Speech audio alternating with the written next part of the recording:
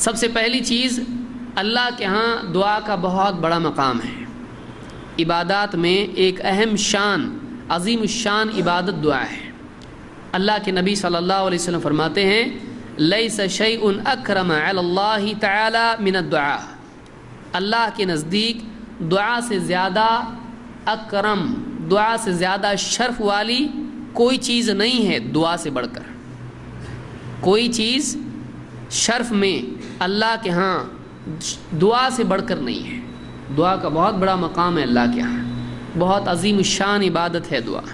اس حدیث کو امام احمد، ترمذی اور حاکم نے روایت کیا، اور امام البخاری نے بھی الادب المفرد میں اس کو ذکر کیا، اور یہ حسن درجے کی روایت ہے۔ بلکہ دعا کے بارے میں اللہ کے نبی صلی اللہ علیہ وسلم نے فرمایا الدعاء هو العبادہ، دعا عین عبادت ہے۔ عبادت کی اصل دعا میں ہے۔ عبادت کیا ہے؟ عبادت انتہا درجے کی محبت، انتہا درجے کا خوف، انتہا درجے کی تعظیم، جب یہ تین چیزیں جمع ہو جاتی ہیں تو اس کیفیت کا نام عبادت ہے۔ عبادت اصل کیا ہے عبادت کی؟ ابن کثیر نے، ابن قیم وغیرہ نے، علماء نے اس کو ذکر کیا ہے لغوی اعتبار سے۔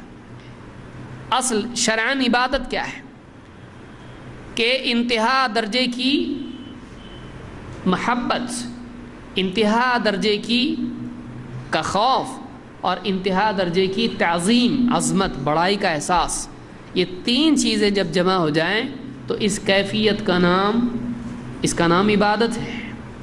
اور اللہ کے نبی صلی اللہ علیہ وسلم فرماتے ہیں الدعاء هو العبادہ، دعا عین عبادت ہے۔ کیوں؟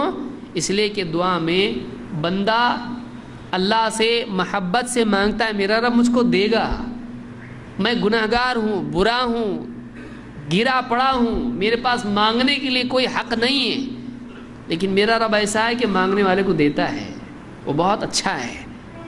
آدمی محبت سے اللہ سے مانگتا ہے، وہ سب سے اچھا ہے۔ دوسروں سے مانگوں گا نہیں دیں گے، لیکن وہ دیتا ہے۔ میرے گناہگار ہونے کا علم اس سے زیادہ کسی کو نہیں ہے۔ دوسروں کو دلیل کی ضرورت ہے، اس کو کسی دلیل کی ضرورت نہیں، وہ تو اندر تک جانتا ہے مجھ کو کیا ہے، لیکن پھر بھی وہ مجھ کو دیتا ہے، وہ بڑا رحم کرنے والا۔ محبت انتہا درجے کی، انتہا درجے کا خوف کہ اگر وہ پکڑنے پر آئے کہیں بھاگ نہیں سکتا، دوسروں سے بھاگ سکتا ہوں، اس سے نہیں بھاگ سکتا، اور وہ ایسی پکڑ والا ہے کہ اس کو کسی اور کی ضرورت نہیں مجھ کو پکڑنے کے لیے، وہ جیسا چاہے میرے ساتھ، اس کی مرضی میرے لیے ہلاکت کا ذریعہ بن سکتی ہے، اس کا چاہنا چیزوں کا ہو جانا ہے، وہ چاہتا ہے، حکم دیتا ہے، ہو جاتا ہے۔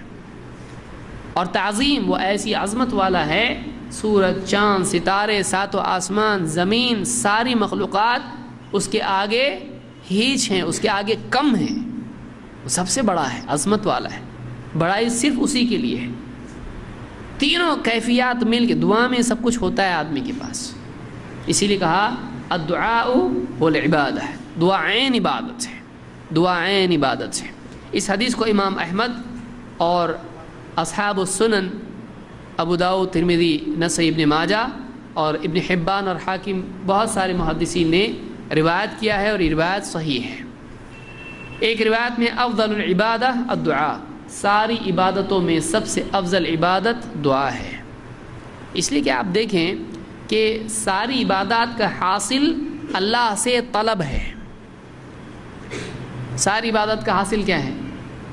اللہ سے طلب ہے، دنیا اور آخرت میں خیر اور نجات، اللہ کا قرب اور مسائل کا حل۔